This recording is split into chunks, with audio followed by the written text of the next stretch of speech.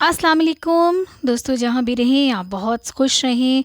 दोस्तों, सर्दियों का मौसम शुरू होने वाला है और साथ ही सर्दियों की सौगात यानी सरसों का साग जो हर जगह बहुत शौक़ से खाया जाता है और मैं बहुत मुश्किल से अभी कहीं से ढूंढ कर लाई हूँ। बहुत कम अभी मार्केट में दस्तयाब है। तो दोस्तों चलें स्टार्ट करते हैं। सबसे पहले मैंने सरसों के साग की 2 गड्डियाँ ली हैं, जिनको मैंने बारीक काट लिया है और अच्छी तरह से पानी में वॉश कर लिया है। 1 गड्डी सोया की ली है, 1 गड्डी पालक की, 8 से 10 हरी मिर्चें ली हैं, 2 पोथियाँ लहसुन की ली हैं, 1 बड़ा टुकड़ा अदरक का और 1 टेबलस्पून कुटी हुई लाल मिर्च ली है। 4 से 5 चम्मच हमने चावल का आटा लिया है और बघार लगाने के लिए मैंने देसी घी लिया है। साग को हम मिट्टी की हांडी में पकाएंगे। मिट्टी की हांडी में साग का जायका बहुत ही मज़ेदार होता है। सबसे पहले हम साग को मिट्टी की हांडी में डालेंगे और थोड़ा सा इसको दबा देंगे ताकि ये थोड़ा सा नीचे चला जाए। साथ ही हम पालक इसमें ऐड करेंगे। पालक ऐड करने के बाद इसमें हम सोया डालेंगे। साग में सोया का टेस्ट बहुत ही अच्छा लगता है, बहुत मज़े का बनता है। सोया डालने के बाद इसमें हम 8 से 10 हरी मिर्चें जिनको मैंने काट लिया है हम वो डालेंगे। 1-2 हरी मिर्चें मैंने बचा ली हैं। अब इसमें हम लहसुन जिसको मैंने बारीक काट लिया है और अदरक को भी मैंने बारीक काट लिया है, दोनों चीज़ें इसमें हम ऐड करेंगे। थोड़ा सा लहसुन और अदरक मैंने बचा लिया है क्योंकि हमने लहसुन और अदरक का बघार लगाना है। 1 टेबलस्पून मैं इसमें नमक डालूँगी। आप अपने मर्ज़ी से डालिए, हस्बे ज़ायक़ा जैसे आप पसंद करें। साग को हम 2 घंटे तक हल्की आंच पे पकाएंगे।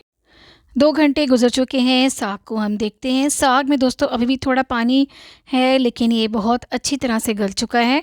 आंच को हम थोड़ा तेज़ करेंगे ताकि पानी बिल्कुल खुश्क हो जाए। चावलों के आटे में मैंने थोड़ा सा पानी मिक्स किया है, अब उसको हम साग में मिला देंगे। इसको मिलाने से साग का टेस्ट और बहुत ज़्यादा अच्छा हो जाएगा। अगर आपके पास चावलों का आटा नहीं है तो आप मकई का आटा या गेहूं का आटा भी मिला सकते हैं। इसको मिलाने से साग के अंदर बहुत अच्छा टेस्ट आएगा, साग बहुत अच्छी तरह से मिक्स हो जाएगा। अब हम घोटने से साग को अच्छी तरह से घोट लेंगे ताकि इसकी डंठल जो है वो साग के अंदर मोटे मोटे ना रहें और अच्छी तरह से ये साग में मिक्स हो जाए। दोस्तों मैंने अच्छी तरह से इसके अंदर घोटा लगाया है। ये देखिए साग हमारा बिल्कुल अच्छी तरह से घुट चुका है, पानी भी इसका खुश्क हो चुका है।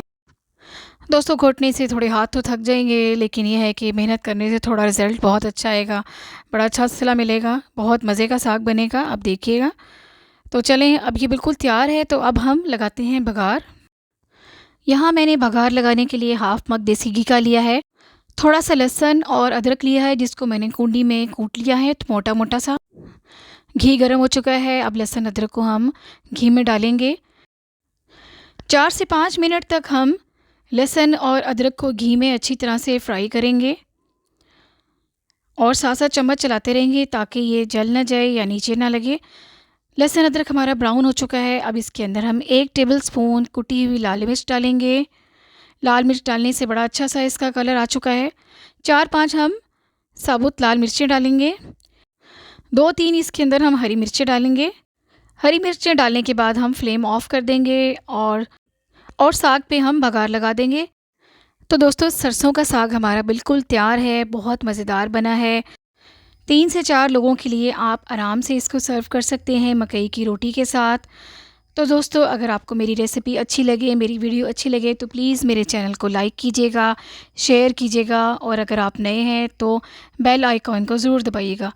दुआ में याद रखिएगा, इंशाल्लाह एक नई रेसिपी के साथ नेक्स्ट टाइम आपकी खिदमत में हाज़िर होंगी। दोस्तों तब तक के लिए अल्लाह हाफ़िज़।